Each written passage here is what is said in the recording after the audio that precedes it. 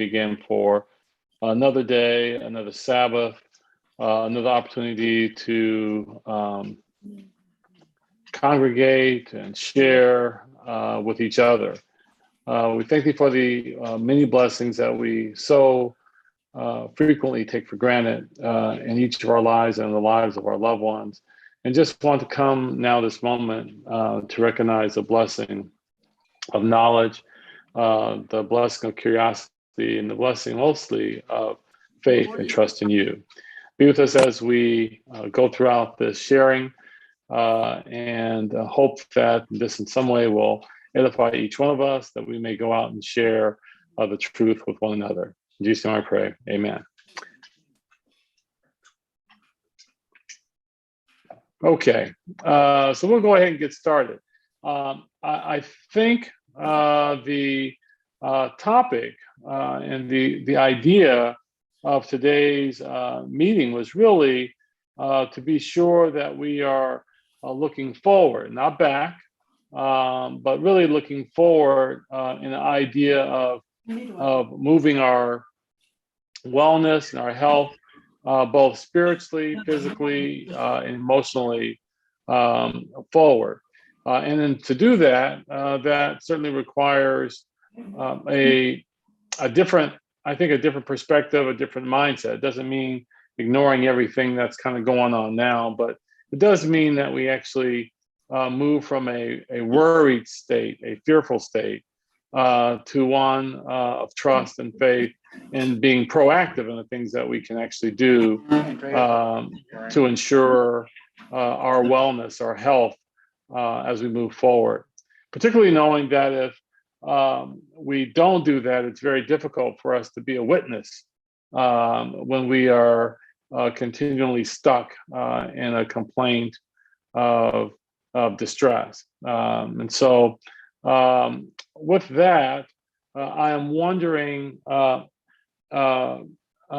guess, Pam, do we want to just open up straight to questions, or do you want to start with sort of some topical areas? I know that there are a number of topical areas that folk were very interested in, related to COVID, related to the vaccine, related to nutrition. And since we have Janice Ahana with us as well, we can certainly do any of the above. Okay, also your sister, Andy, she's going to be filling in for Sharon. So we have our registered nurse practitioner, Andy will be there for questions as well. Okay, all right. Oh, but it's for you asking me a question. I'm sorry, I was so focused on Andy. So to me, you can do it any kind of way you want. If you, I mean, whatever you think is, however you want to do it. Let me first, I guess, start off really quick with just a sort of verbal report who's who related to COVID, since we haven't talked about COVID for a while, although COVID's in the news.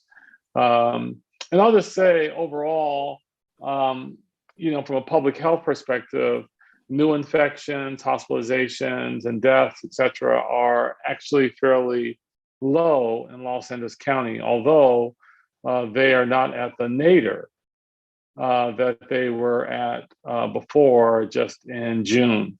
And so before our summer surge. So things are certainly better. There's certainly leveled off at a low level, but it's not at the lowest point ever, meaning that there's still susceptible risk in the population at large. The proportion of individuals that are vaccinated in LA County has continued to go up, particularly because of the health order, particularly as it's associated not just with hospitals, but other employers have adapted this, as well as many vendors, right, are actually even asking for people to present their vaccine card. Julie and I were at an event last weekend in the evening, and when we showed up in a very matter-of-fact way, they said to us, "Oh, can I see your vaccine card?" And so more and more vendors, not just large events, are doing this, and our vaccine rates have gone up. So a number of questions related to vaccines have come up. including when should I get the booster? Should I get a booster? Should I be mixing and matching boosters in terms of different vaccine companies? Are there side effects, real side effects that people have noticed from these vaccines, and should I be worried about them? As well as some new drugs, if you will, that are certainly in development. And I'm happy to chat about any and the above. I guess the biggest vaccine news has been the approval for ages 5 to 11, with many agencies still allowing parents to ultimately make the decision. But the approval related to vaccines for that age group, particularly for Pfizer and Moderna, has already gone through. And that was sort of big news about a week and a half ago. How that translates to school-age children varies within the school district, but most people are taking a sort of parent preference approach at this point.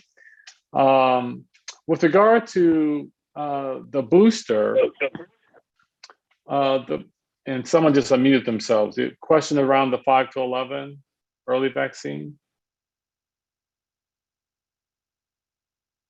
Okay, I thought someone was going to ask a question. As it relates to the boosters, in general, people have picked a round number of 6 months, although some people are stretching it to 8 months. If you were previously vaccinated, as sort of the mark in which a booster might be indicated. 8 months is probably the stretch, if you will, although many people are acknowledging as early as 6 months since your last completed vaccination for the booster. Boosters, depending on your organization and your healthcare provider, can now be widely available as opposed to just simply available to a restricted group of high-risk individuals. And so the availability for boosters, just based on your prior vaccination status and time, is becoming more and more readily available. What's the data for boosters? The data for boosters is actually all based on the notion that we've had observations in countries like Israel, some European Union countries that had early vaccination rates, looking at breakthrough infections, if you will, and some basic science literature looking at antibody declination or decline over time in that 6 to 8 month window. And it doesn't mean that we know for sure that when your antibodies decline that you're not as protected. It is just one of those markers.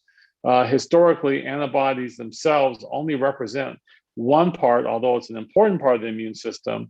Remember that the antibodies represent one part of the immune system. It's called humoral immunity. And in general, cellular immunity, this is T cells, are a really big part of the immunity for viral infections. And that's something that we don't measure. So antibody declining by itself is sort of one marker of your body's response to the vaccine, but doesn't necessarily parallel your entire body's defense against the virus. And so that's why boosters are not being obviously mandated. Boosters are recommended. And we are certainly strongly recommending boosters for anyone who has a high risk for complications or someone who might have had potentially a challenging response based on the timing that they got their vaccine. Folk ask the question commonly related to boosters, well, what if I actually had COVID infection? Then I waited my 1, 2, 3 months, et cetera, after that and got fully vaccinated. Should I get a booster? And what has been documented fairly well is that if you actually had COVID, particularly symptomatic COVID and a documented infection, and then you are vaccinated with either Pfizer or Moderna, most of the data is with those two, but probably it's true for J&J as well, that your protection, if you will, your immune system's response to protection is probably better than just someone who is vaccinated alone. So let me repeat that. If you had COVID infection, if you had a COVID infection and then you were vaccinated after that, that the data so far appears that those people are what we call truly triple vaccinated, if you will, and are better protected than, say, someone like myself, who's never had documented COVID, at least I'm aware of, or been tested, and I've been vaccinated. And even if I were to get a booster, it's likely that the person who had symptomatic COVID and had a complete vaccination series will have better protection than me just being vaccinated alone. So the questions that people have talked about before, does a natural immunity work? Is it a valuable piece of information? Yes. Is it enough by itself? Maybe. And that's why vaccination is so important. But there's no question that natural immunity plus vaccination is sort of the ideal situation. Now, let me pause there and see if anyone has questions about that.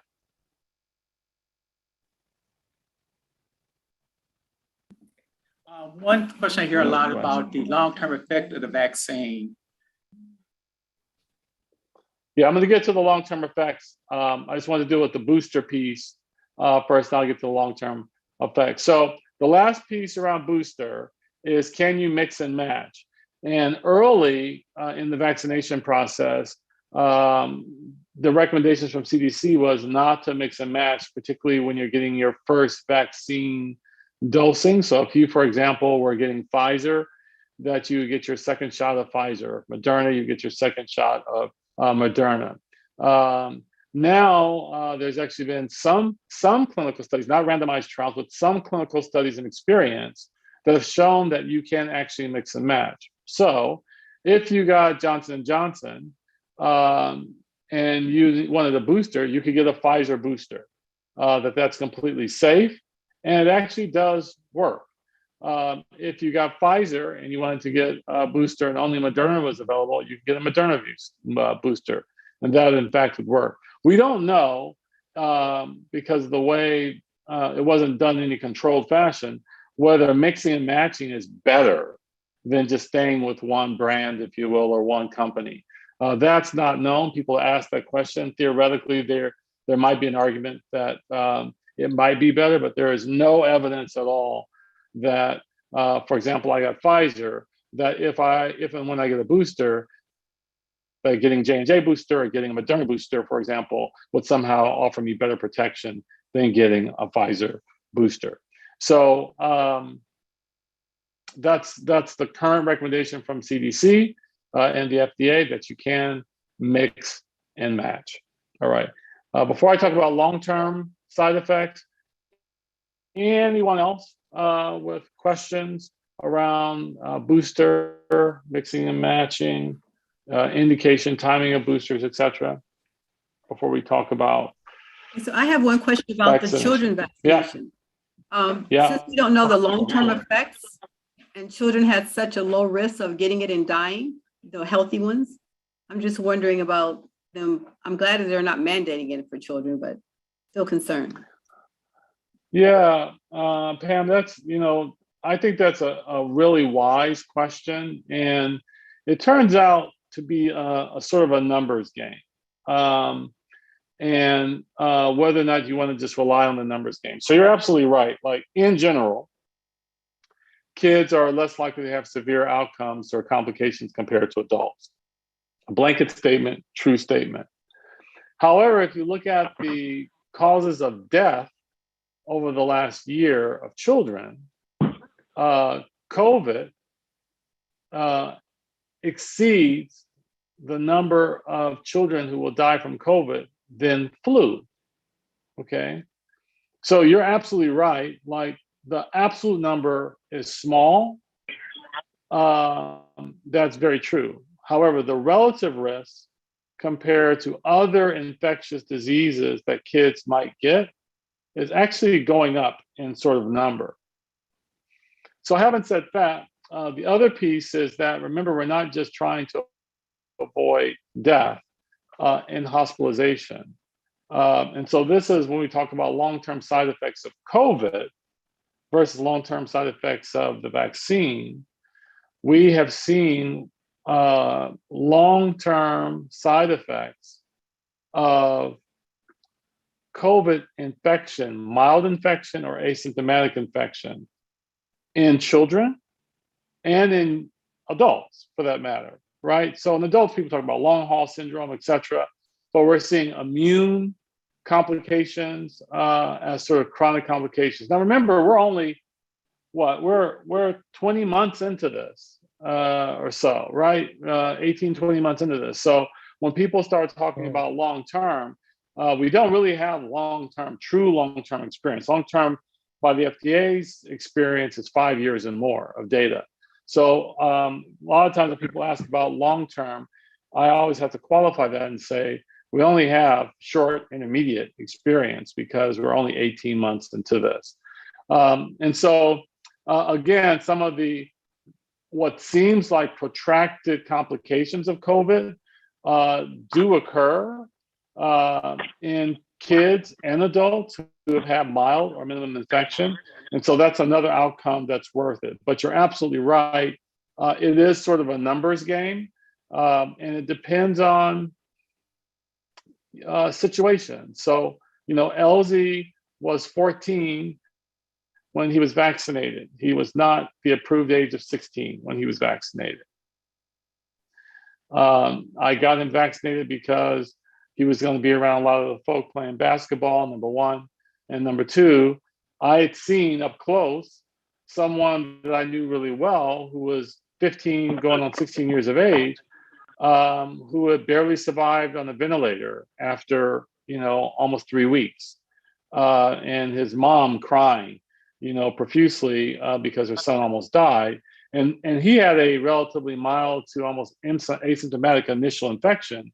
And then 6 weeks later, developed a severe syndrome that is actually more common in kids and teenagers than in adults, which is it's sort of a multi-immune system inflammatory disorder, which almost killed him. And so, yes, the total numbers of that is actually quite small, but we know that people who have been vaccinated don't get that. So for me, again, risk benefit, I just did not want to even take a slight risk knowing that my son was around other people who could get infected and therefore infect him. And so, if I have a kid that I'm homeschooling that's not around anybody that has a very low risk of even getting exposed, I think that that's a different sort of decision pathway. I hope that makes sense. That's right. Elsie had just turned 15. You're right. My bad. Juliet's always correcting me if I'm wrong. Let's see. So in terms of long-term effects, and before I say that, let me just say, so Pam, I think you're right. It is wise, I think very wise, that the CDC and then a variety of agencies are not mandating children because of the numbers.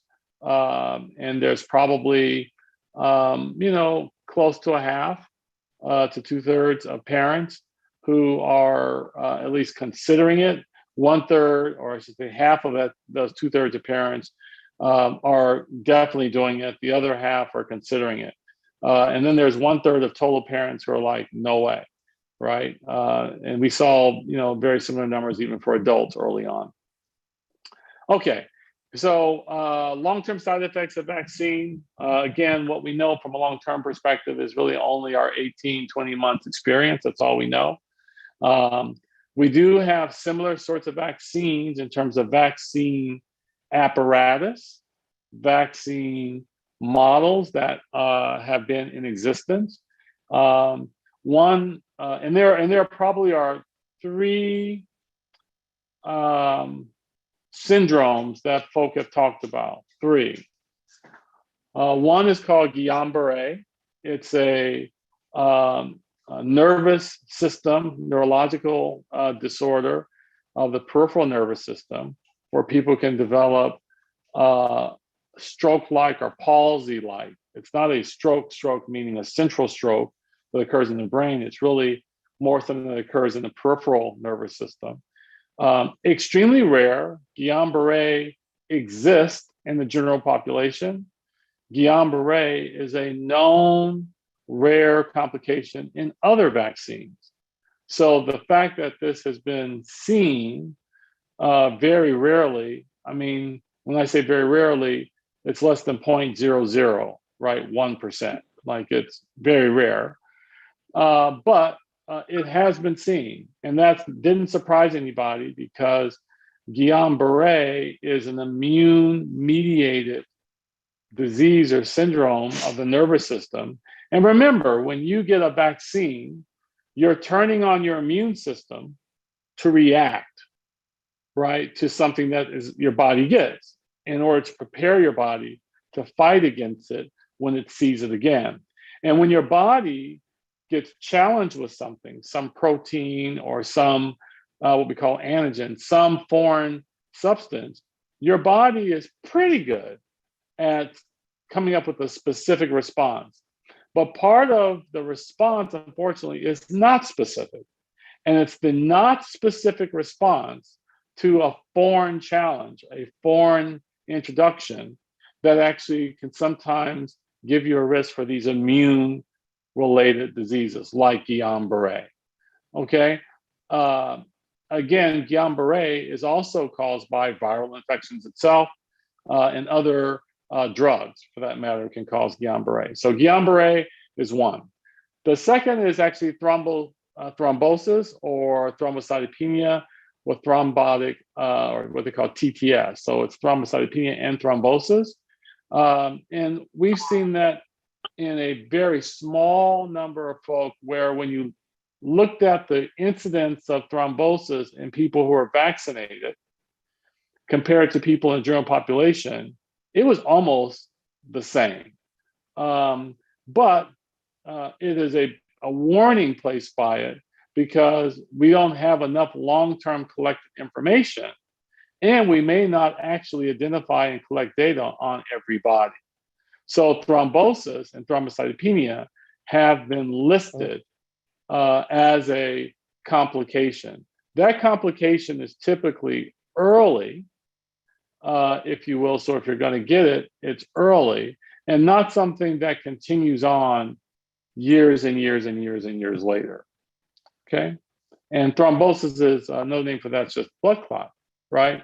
And that blood clot could be in the veins or in the arteries.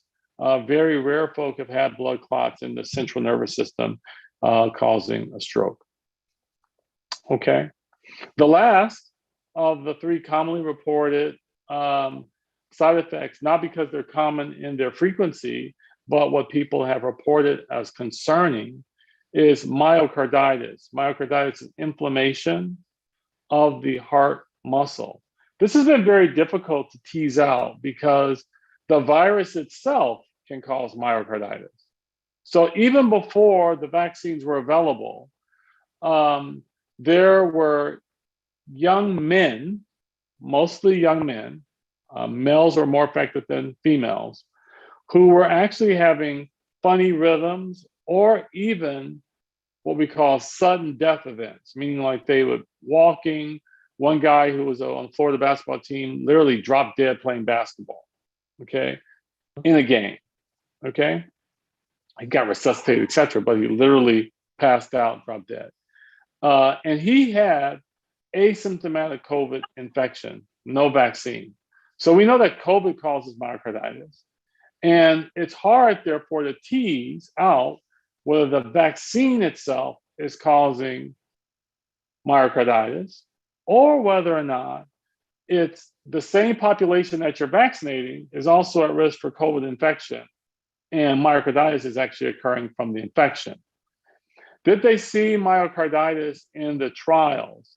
I think it was one case or something like that that was reported in the Pfizer study. And so when you look at just total numbers of that percent-wise, it's actually a really, really low number. But to be cautious, to be prudent, myocarditis has been listed as one of the severe, all but rare side effects, potential side effects from the vaccine. And again, the risk of getting myocarditis and the number of folk that have been reported to have myocarditis, when you look at the millions of individuals who have been vaccinated, symptomatic myocarditis, that is in, again, a 0.000 something percent, right? It's not a 0.1, it's not a 1%, a 2%. It's a fraction of a fraction of a fraction of percent. So those are the three: Guillain-Barre, thrombosis, and myocarditis. And myocarditis probably being specifically one that is a higher risk if it does occur in males, particularly young men in the teenage, late teenage, and early 20 age group. Okay. Let me pause for the cause. Questions around that? Yes, Dr. Harrington, I'm not sure if you can hear me. Can you hear me? I can. If you could speak up just a little bit, that would be helpful. I'm going to try to turn my volume up. No, I'll turn my volume up. Go ahead. How about now? Can you hear me? Yeah. And I just turned my volume up, so it's better. Go ahead. Okay. Regarding this 5 to 11 year old authorization for this vaccine, is that also emergency use authorization, or is this full FDA approval? Yeah, it is emergency use. And so you got to, just have to remember that it is emergency use from the FDA. The FDA goes through a process with advisory boards, and they're looking specifically at safety data, the safety data that's available. That's probably the most important interest of the FDA. And then efficacy or utility. But the utility recommendations don't come from the FDA. The utility recommendations typically come from the CDC, right? So the CDC isn't in business of trying to decide whether or not something is safe or not safe. The CDC assumes that if the FDA has done their job, now we can actually make recommendations based on risk and benefit about who should get it. Should it be optional? Should it be mandatory? What the dose should be? All those sort of clinical things. So yes, the FDA's recommendation is emergency use authorization. That is just like in our initial vaccine for Pfizer, which now has full FDA approval. From a timing standpoint of view, it was felt most expeditious to use EUA, or emergency use authorization, to get a vaccine that they felt was actually safe and appropriate into the public, as opposed to waiting an additional 6 months to a year. And so it's a very similar process that they've used for the children. It's EUA. Yeah. Got it. And in that sense, it is my understanding that if there are therapeutics,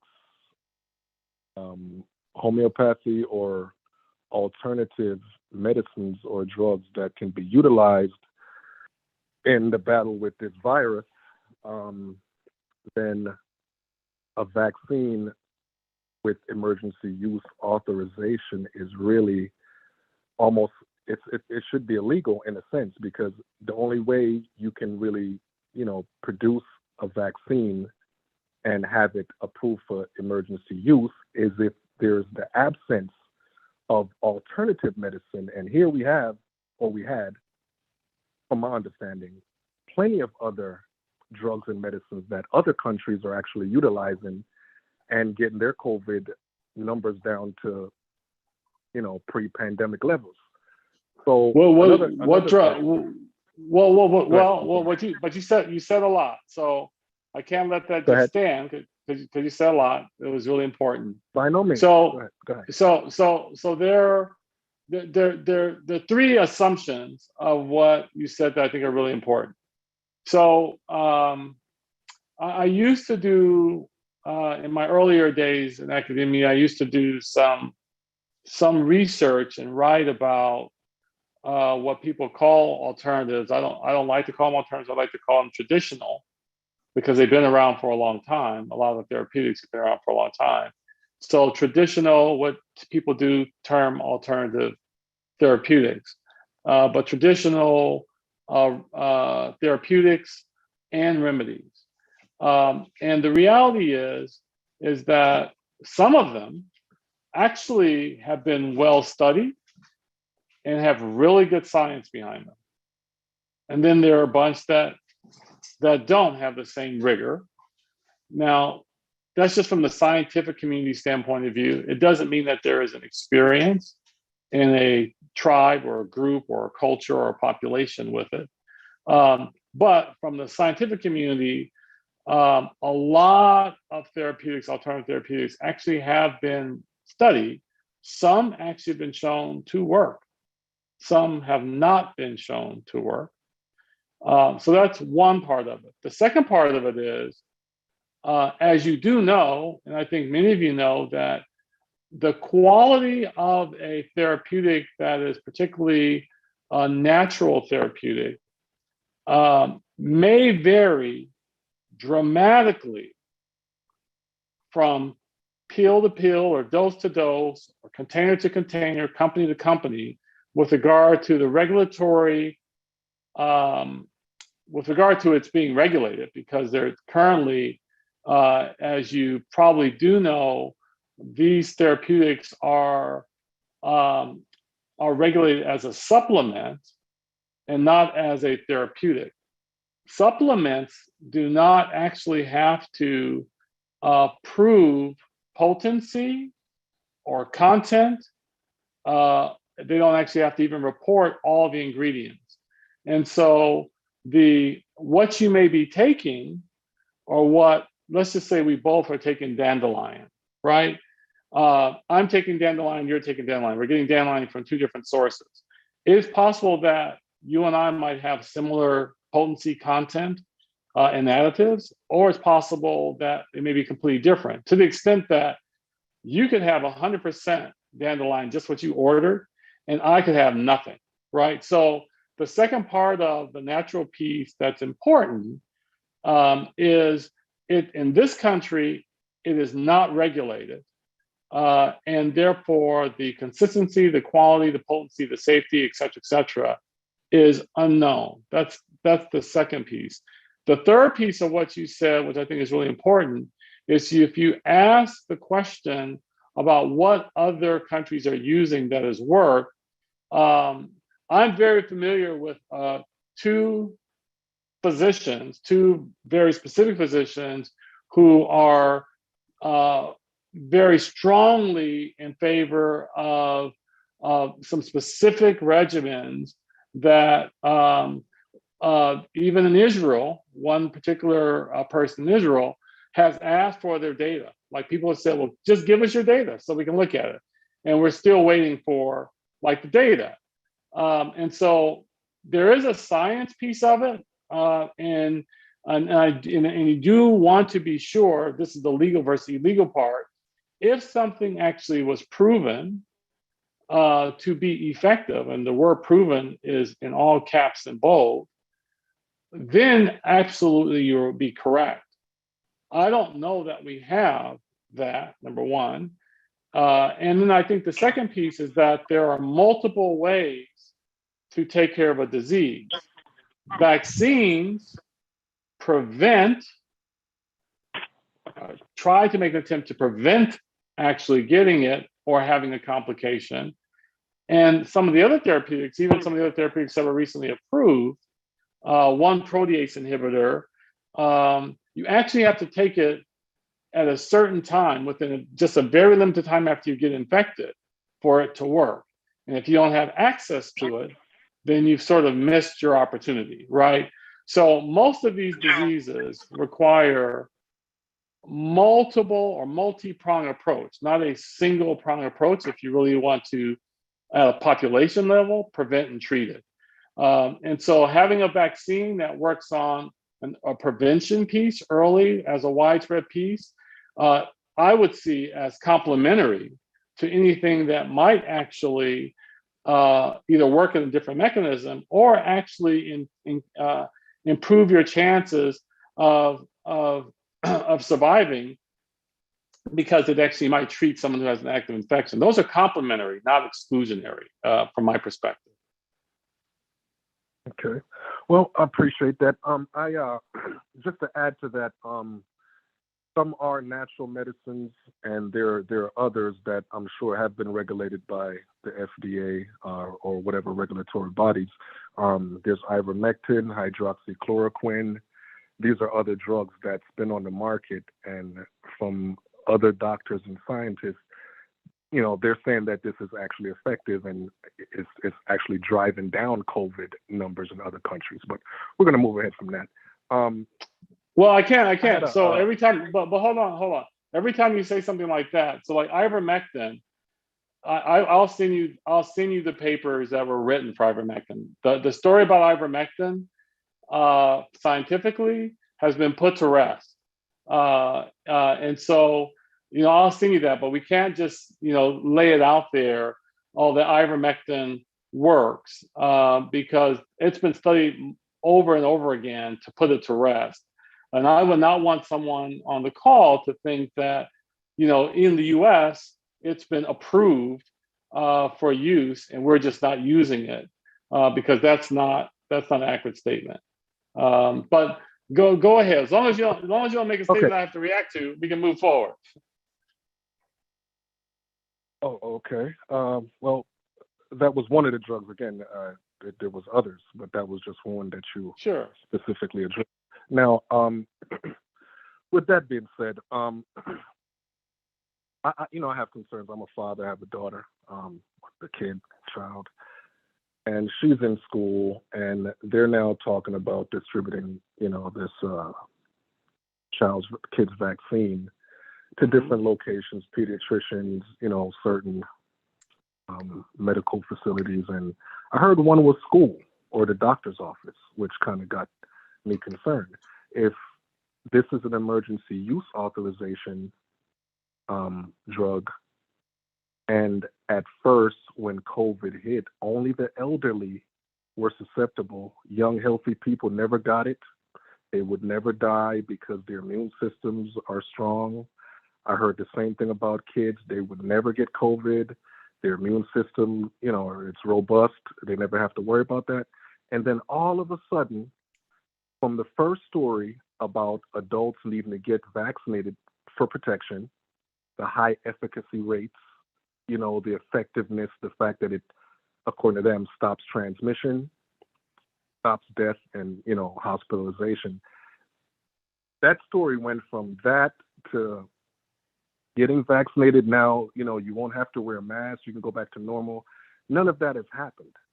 So the goalposts keep moving, and stories are constantly being told. And people that are following the narrative or the story, it's like nothing is changing. It's just going downhill consistently, right? So with the fact that kids never got COVID, now there's an influx of kids in emergency rooms and outbreaks in schools. The story is constantly changing. So my concern now is that this emergency use authorization will be injected into kids' food, you know? You said injected into kids' foods? Well, if you're distributing them, I'm sorry. I think drank a bit of water there. Yeah, I think that at least so far. Well, first of all, let me address, I think, sentiment that you're raising, which I think is important. You know, the goalposts for this disease, unfortunately, is polluted by media, ratings, and our political system. There's no question about that. So I agree with you 100% that, and that has done a lot of damage to trying to understand what's true and what's not true, what's useful, what's maybe useful, what's not useful. It also clouds the picture of people being able to say, well, this is what we do know, this is what we think we know, and this is what we don't know. And so I completely agree. The politics, the media, capitalism, all that sort of stuff has really screwed up COVID in terms of the public faith and trust in what's out there. I completely 100% agree with that. Okay.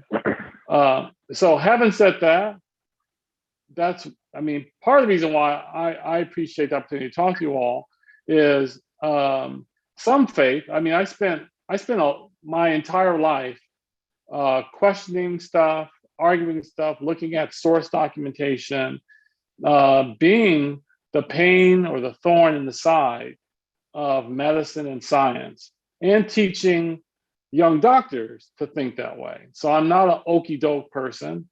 I've never been that way. And when there is something available to read so that you could actually try to understand better or learn the truth, I try to learn that and know that.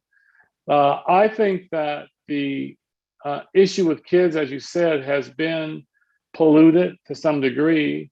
I will say that with regard to the total number of kids who have either died, who are sick, or in the ICU, et cetera, that those numbers are, proportionally speaking, much smaller than adults. There's no question about that. The truth is, I'm in a level 1 trauma center. I have a pediatric emergency room and ICUs, et cetera. We do have actual kids in the hospital more now. We always had some, but we have more now than we did before.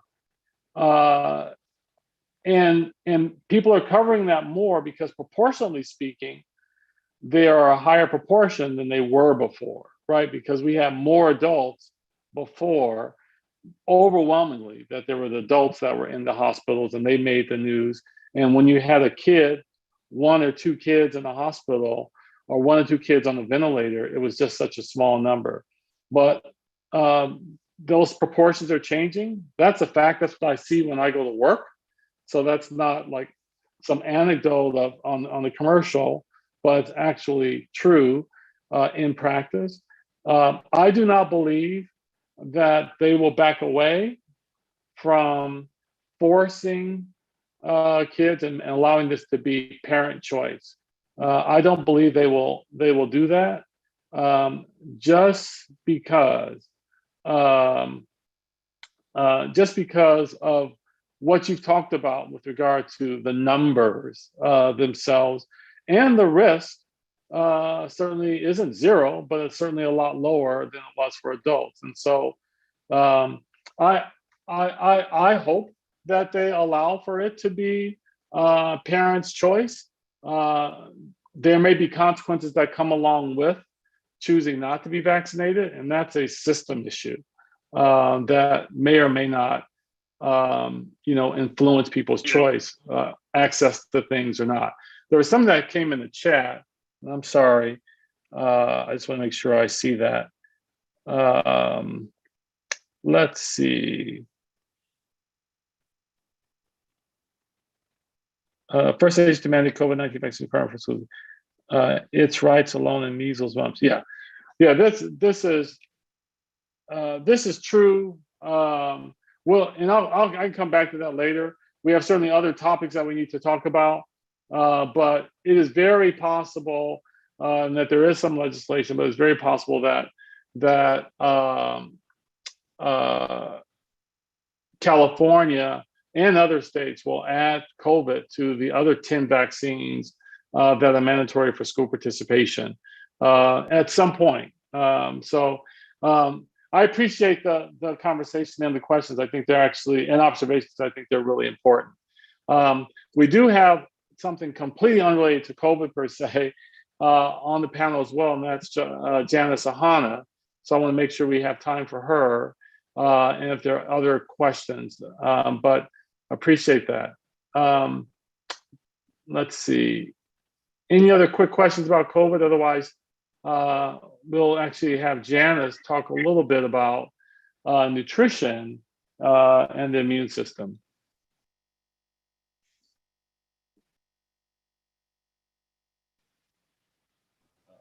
Okay, good afternoon, everyone. Can everybody see me? Actually, what I'm going to present is also has to do with COVID.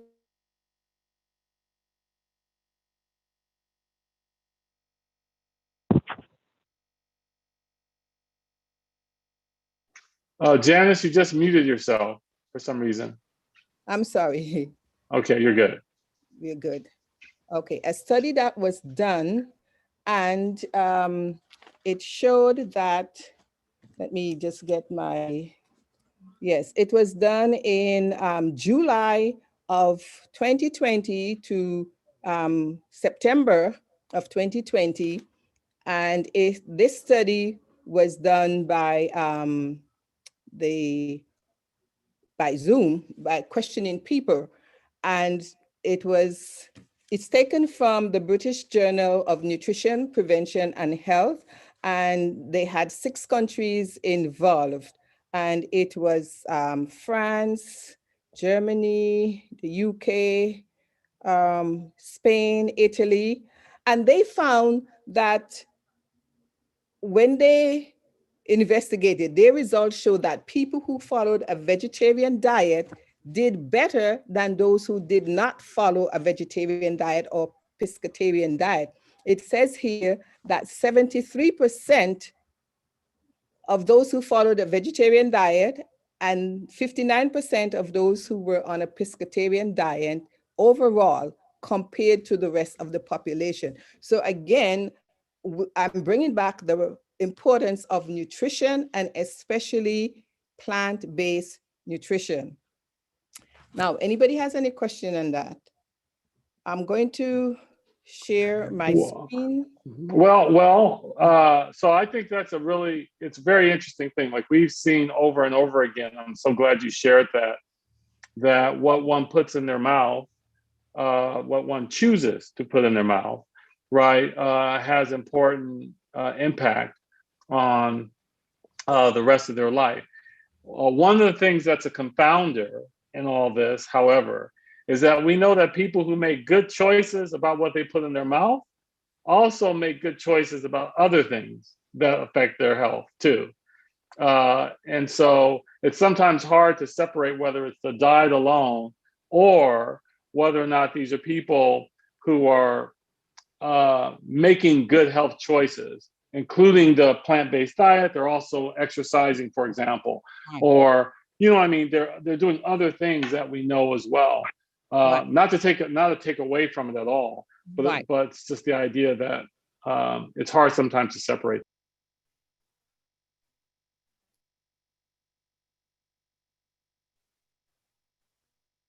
I am not.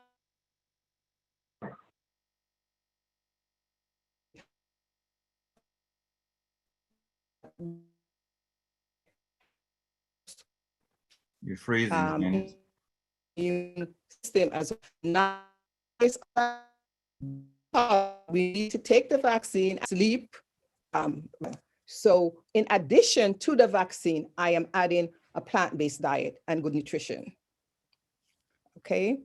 Now, we know that in the beginning, God created our bodies and he gave us a diet. And that we see in Genesis 2, verse 18, where he put Adam and Eve in the garden and said that for them to eat of the trees and the fruits of the trees. So in the beginning, our bodies were made to eat plant foods. Let me share with my screen here. Let me see if I can do it. My technician is gone. And he said, do this, share.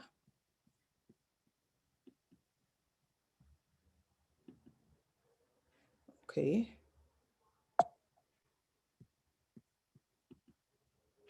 Okay. So our theme was to revive, empower a healthier you. The reason why I said revive, because we know as Adventists, we already have the health message and we do know what to do. However, we are failing in doing what we are supposed to do to make us healthy. The health benefits of plant-based meals. Now look at this. how beautiful, how pretty, how colorful we have the fruits, the vegetables, and the grains and nuts and seeds that are for building our body. The master creator knows what we need to have a healthy immune system. Now, if you have, I would say, what's your dream car? What would that be? I know mine would be a Jaguar. Somebody might be a Lamborghini, Ferrari, or Audi, the S8. I don't know. But when you have an expensive car like that, you are asked to put the, premium gas. You won't put the whatever, the first grade, I think that was 87 in it. So it's the same thing with our bodies. God told us what we need to eat so that we can have a healthy system. Now, what are some of the benefits that we have heard about a plant-based diet? There are studies that have been done that show that if you are on a plant-based diet, that you have longevity, weight loss, lower oxidative stress and inflammation in the body. It can reduce heart disease, reduce also type 2 diabetes, and lower risk of cancer. And you may have, it promotes healthy gut and healthy immune system and brain protection. So these are some of the benefits that you may have or you get from following a healthy diet. Now, for some reason, I can't get my screen to go forward, but I will just talk on what I have, and then you guys can ask me questions. Now, it is true that it is very, what should I say? Some people have problems following a plant-based diet. That is because they may think that it's too expensive, some people say, or they don't have the time to prepare the food, or they just don't know what spices to put so that they can have food that is tasteful. Now, there's some things you can do to prepare to have a vegetarian diet. Now, you don't have to be a vegan, that is, you don't eat any meat at all. Some people have they are lacto over, and that means that they have some eggs or they may have cheese, but you don't have to go all the way. We also have flexitarian, that is sometimes they eat vegetables and sometimes they go with a little meat, or sometimes they go with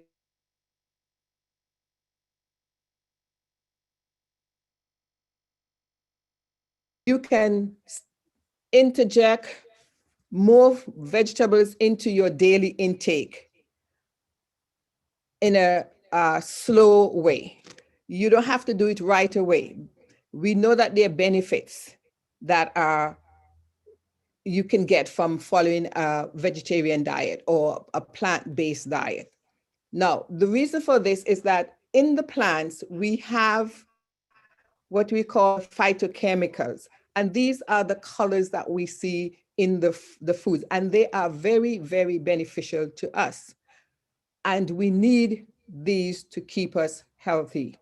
So what are some of the things would you need to do to include more plants and more fruits and vegetables into your diet? It's not that we don't know what to do, but we can just start off being in a small way. As I said, you could do maybe 1 day a week. It doesn't have to be the whole 5 days you're going to follow a plant-based diet. Right now, the recommendations is for you to have 4 fruits and 5 vegetables a day. That's 9. And then we may think, oh, that's a lot. How do I do that? Well, we can start with breakfast. We can add vegetables to our breakfast. Did you know that? For example, if you use eggs, you can chop your zucchini, your carrots, your broccoli, and stir fry them. And then you mix your egg and then pour it over. And in that way, you have a serving of vegetable into your breakfast. And then during the day, you can have a salad with your lunch, and then another serving of steamed vegetables with your dinner. And in that way, you can inch it in. It doesn't have to be right away. Another way too you can do is to stock your pantry with beans. Beans, they are high in protein. And once you have your different kinds of beans, or if you want to cook them, instead of having it from the can, you soak it overnight, and then you rinse it in the morning, and then you can cook it. And as another thing too that you could do is to have a batch done, because boiling beans or peas takes a long time. So what we're going to need is containers. We need to have containers so that you portion it out and have it in the fridge. Another setback with vegetables, they don't have a long shelf life. So it means that you would have to go to the grocery store at least twice a week, because once you have your vegetables and you cut them up and you store them in the fridge, maybe for 2 days, then they're ready to be used. So you have to set time up in meal preparation. I know that's the problem for most of us. When we come home, it's like, what shall I eat? If you open your fridge and you don't have your vegetables cut up, you don't have everything prepared, then you're going to fall back and do the same old, same old. So you need to have some pre-prep time where you have these vegetables or your fruits already cut up. If for those of you who go to Panda Express, I remember seeing they have their refrigerator and all the vegetables are all chopped up. So when you order your food, all they have to do is just to take a container out and they put it in their frying pan, and there it goes. So it's the same thing with us. Have a pre-prep meal time, and then it will be easier for you to do. These are some of the tips that can be used. And also you can start out simple. It doesn't have to be like you're going to go to your cookbooks and do some elaborate dish. You can just do maybe a 3-bean soup. Just get 3 beans, cook it up, season it up. That's another topic probably we could do for discussion, what spices and herbs to use to make our foods healthy and tasty. That's another thing with vegetarian food. It doesn't have to be bland. We have to add spices, herbs to bring out the flavor. If not, we're not going to enjoy it.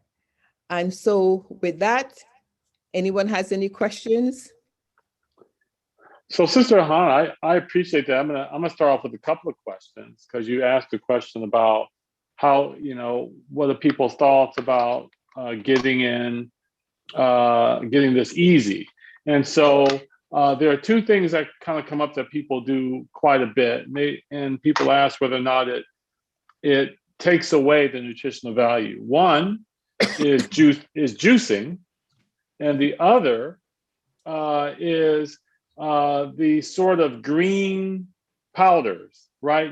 That you can buy with micronutrients, and they have apparently like a full day of green. So could you talk about whether or not juicing is useful, helpful? Does it take away the nutritive value? And then the value of these convenient, basically sort of green powders that are sold. I'm going to say or quote Michael Pollan in his book. He says, eat real food. Eat food in its natural state. Now, I am not one for juicing, but if you're going to juice and that's something that you want to do once in a while, then it's okay. But what I find with juicing, when you juice and you send that carrot or kale down the, the tube, what do you have left behind? The fiber. What do you do with the fiber? That's another question. Do you throw it away? Do you use it in soups? Do you use it in pancakes? Because if that's the case, then you're not getting the fiber that is useful for a healthy gut. Also, you tend to drink more because it's in the juice form.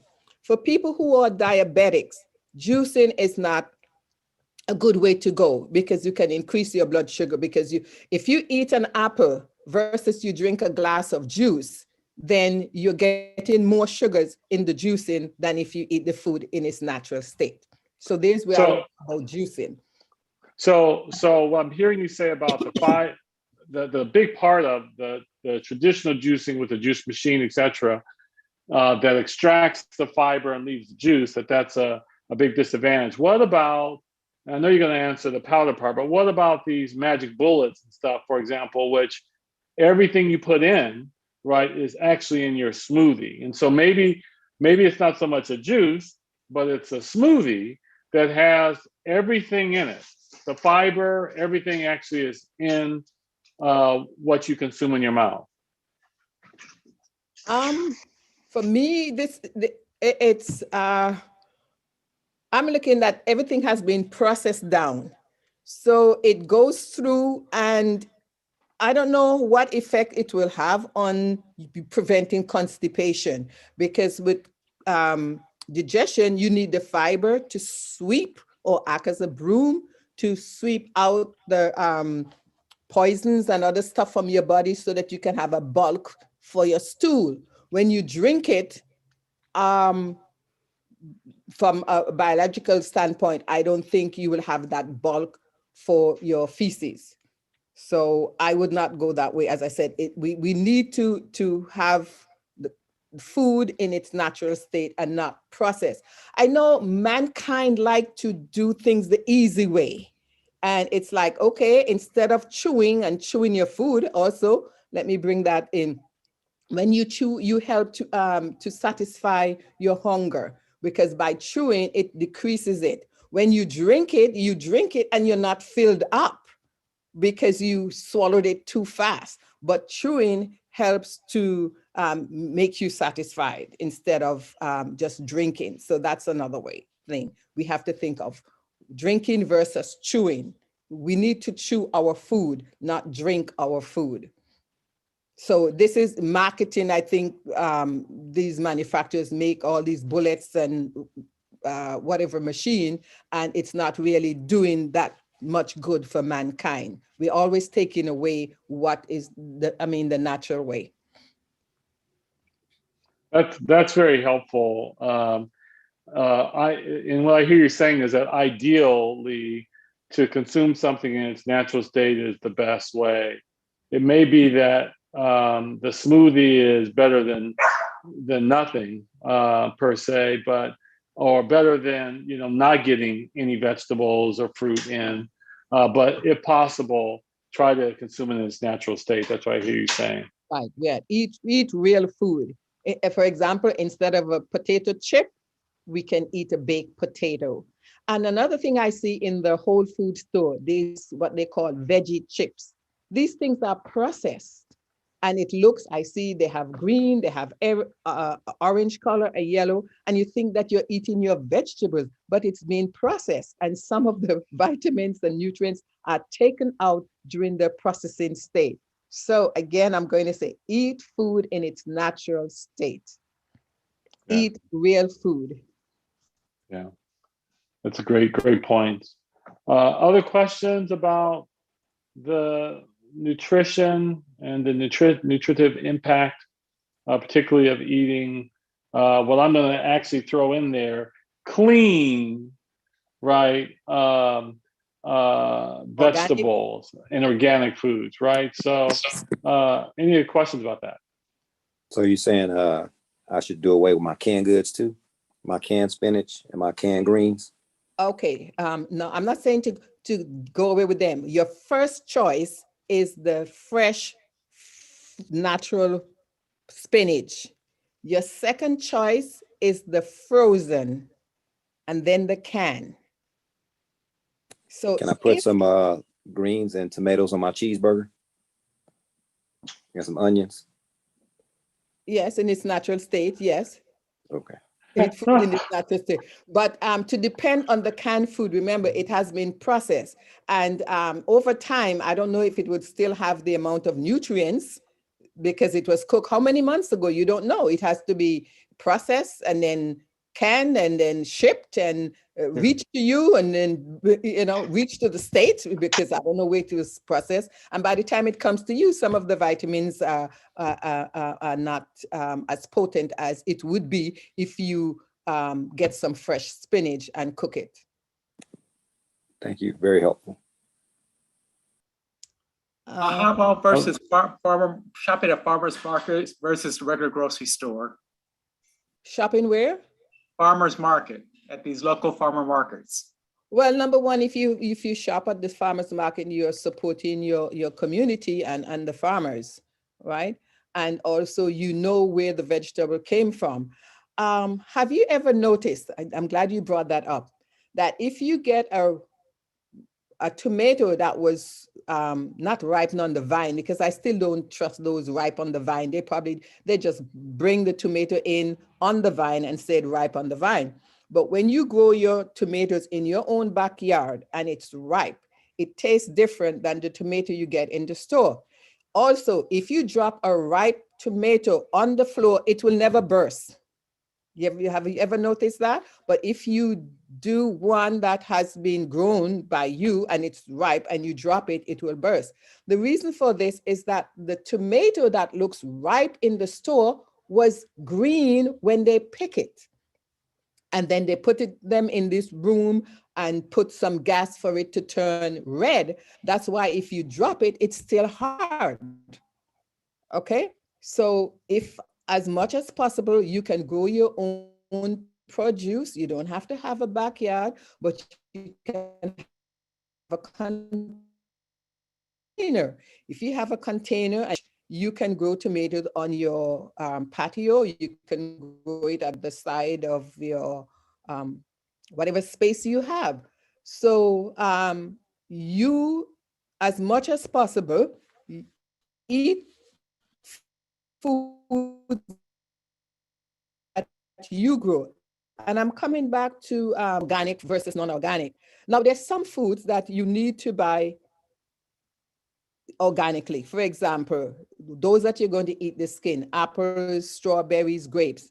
But a banana, I would never buy an organic banana because I'm taking off the skin, I'm throwing away the skin. So but if you're going to buy organic apple or grapes that you're eating the skin where the pesticide may be on, or another thing too, you can wash. They have washes out there that you can use to put in the water and take off some of the pesticides or chemical that may happen to be on the fruit or the vegetable. Buying organic doesn't mean that they have zero pesticides on them, because they have to have a certain, if they meet the regulation with certain amount below, I really don't know the number, but say for instance, it's below that, it doesn't have pesticide. Now, the reason why they have to use pesticides, that's what I'm saying, if at all possible, grow your own. The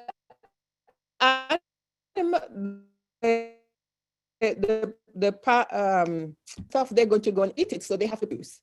But if you grow it in your own yard, you have insects too. You have worms. You have other stuff eating your stuff. You can use, I think, what is it? Dishwashing liquid, and you can spray them. So we have to, if as at all possible, reduce the amount of pesticides that you get into your body by growing your own. Okay? It's not hard to do. You can get containers as small as a gallon of I think a milk bottle, and you can just, cut it in half, and you can have a couple of those on your patio, or you could go to Home Depot or Lowe's and buy some flower pots and, on your patio as well. You don't have to have a big space. You can grow it in containers. And in that way, as I'm saying, you can reduce the amount of pesticides that you put into your body by eating some of your own foods. For example, for me, I know I don't buy tomatoes in the summer because I have tomatoes in my garden. So at least that is one reduction there. I don't have apples, I don't have grapes, so I have to buy those. But whatever I can plant in my backyard, then it will reduce my intake of pesticides. There's someone in the chat who asked what, I guess I used the term clean food, and they asked what is that? And what I was referring to, and you can add to this if it's different, clean food typically just simply means a food that's not refined, that's not highly processed, right? And it's basically the sorts of dietary sort of content that Sister Ahana is talking about. So a clean food is something that has not been processed, something that is not refined. And it's not just fruits and vegetables. There are certain sorts of fats, obviously, nuts, and even lean meats that would be considered clean. But the idea is no refinement, no processing, or minimizing that to eat clean. That's how I've always been taught about what clean food is. Do you have thoughts about that? Well, I also thought that clean means that they were like organic. Yeah, there's a from a planting perspective, it's the idea that you have not grown your food with pesticides and antibiotics. People do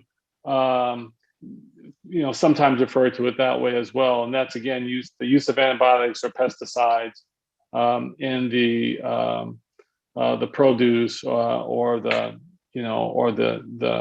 livestock. I'll just put a plug out for some of you may have seen Ron Finley, who is a Los Angeles native who still lives in South Central, who made it sort of big on the scene as being an urban gardener. And I guess in the early 2000s, Ron, who did some landscaping, and he actually was a clothing designer for sports figures and stuff like that. He planted on the city side, right, of the sidewalk in South Central LA. He called up to say, is it my responsibility to care for that city strip? And the city said yes. And so he said, okay, I'm gonna plant a garden. So he planted a garden right there on the sidewalk, free for anyone who wanted to take fruit and vegetables, etc. He got ordered to take it down by the city. He challenged the city, and then it became like national news. And so there's a TED Talk, a really interesting TED Talk that's very complimentary to what Sister Ahana has shared with us about vegetables, fruit and vegetables, and even our own ability to grow our own and how important that is. His name is Ron Finley, Finley, and there's a great TED Talk on Ron doing this. And he's actually made his whole life now about planting and growing and teaching people to grow their own food at home.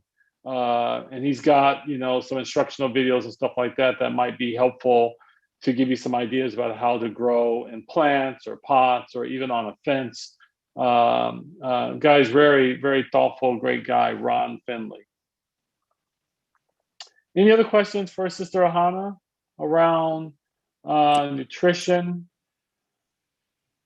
There are such things as getting too many fruits, and that the fruit sugar is not helpful, and it is a bad sugar compared to processed sugar. Well, we know fruit sugar is much better than processed sugar, but is there a negative to eating a whole bunch of grapes like every day and getting the fruit sugar that comes from that?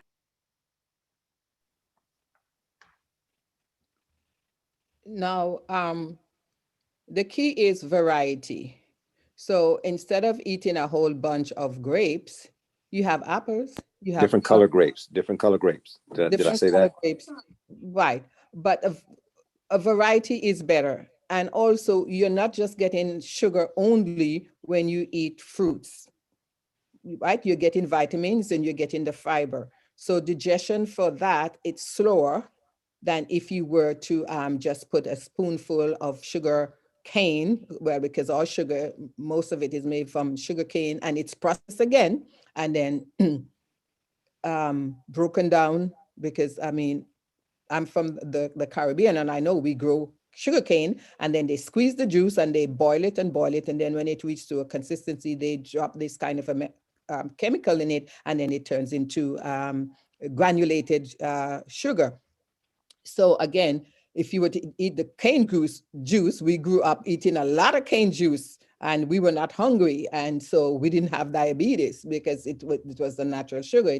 So it's processed differently when you eat it in its natural form versus just adding the sugar. So again, going back to eating a lot of grapes, I wouldn't recommend that. I would recommend a variety, because grapes may have in like resveratrol, they're talking about, and apples may not have it, or pineapple. So we need a variety of foods, a variety of fruits and vegetables to get the benefit of the total intake of a plant-based meal instead of just on one.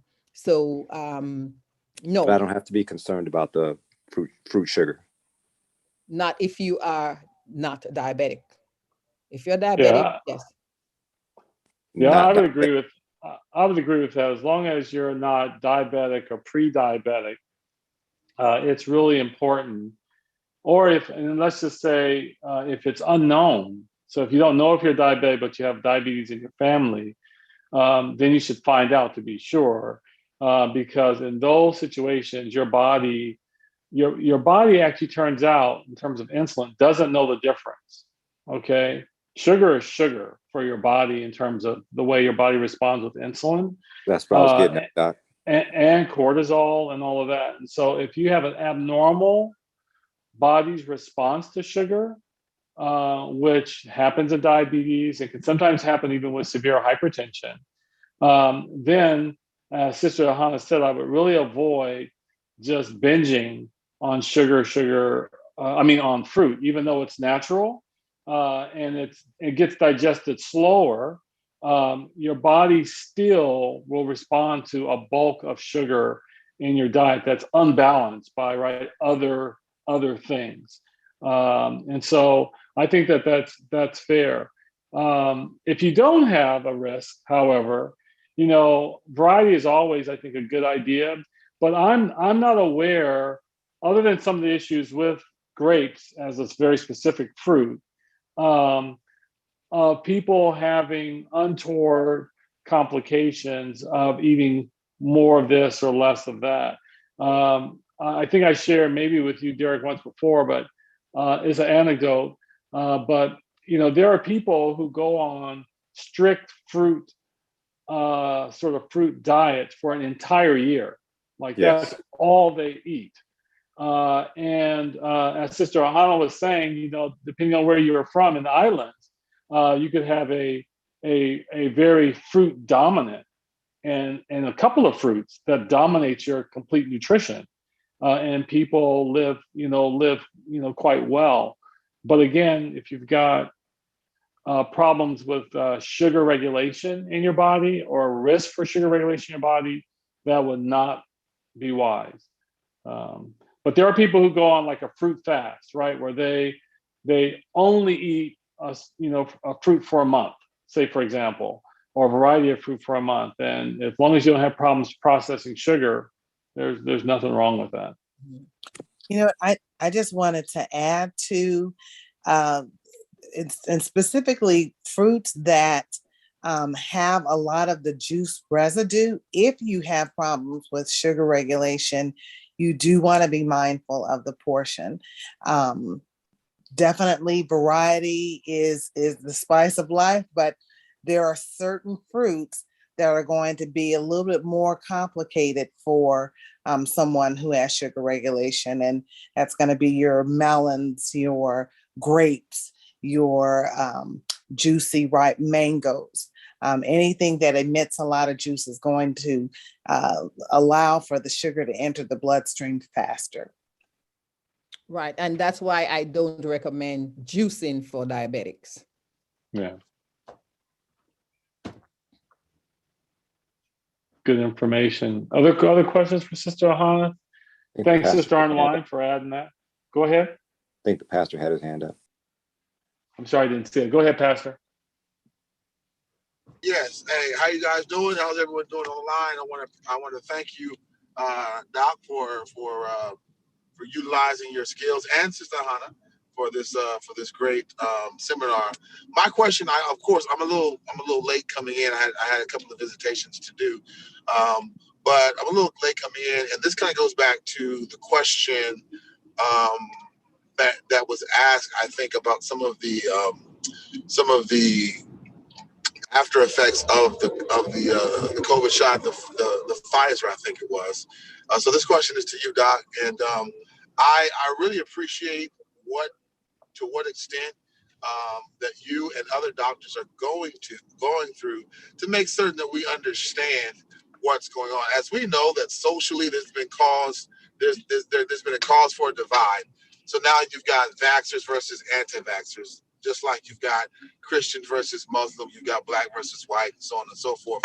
I think this comes from a very binary mindset where folk look at things either or versus both and.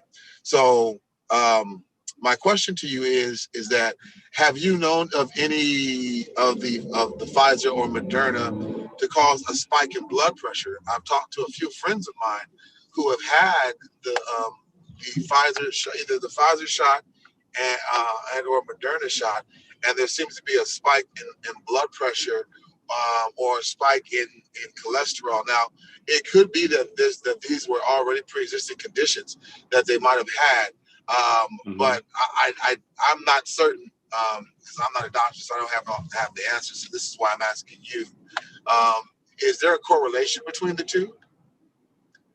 Not really. And when I say not really, it means again, there's sort of what's reported in the actual study that we can all read versus what has been observed in what they call follow-up, right?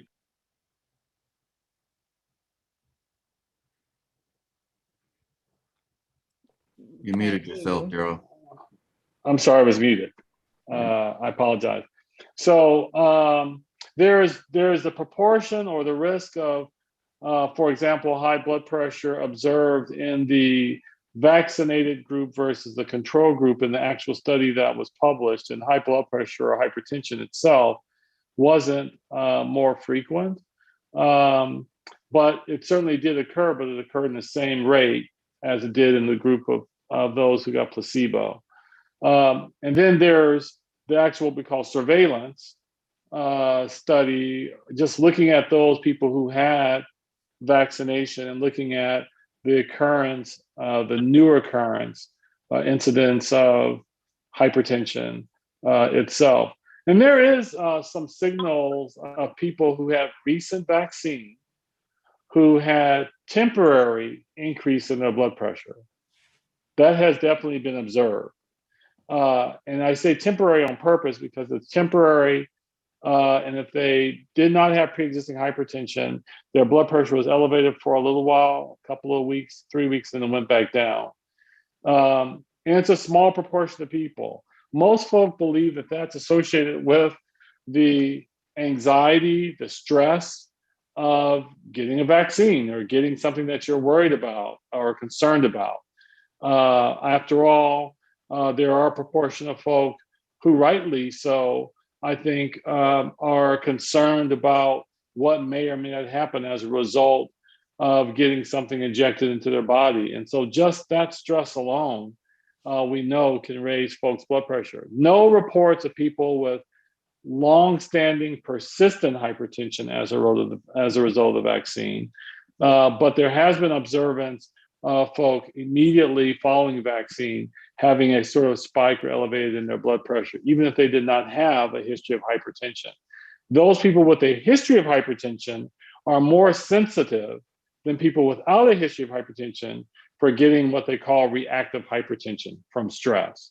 So the temporary rise has been observed in a small number of folk. No one has observed that actually persisting. And most people believe that that's actually related to probably the emotional psychological response to getting an injection, more so than something medicinal or something biologic.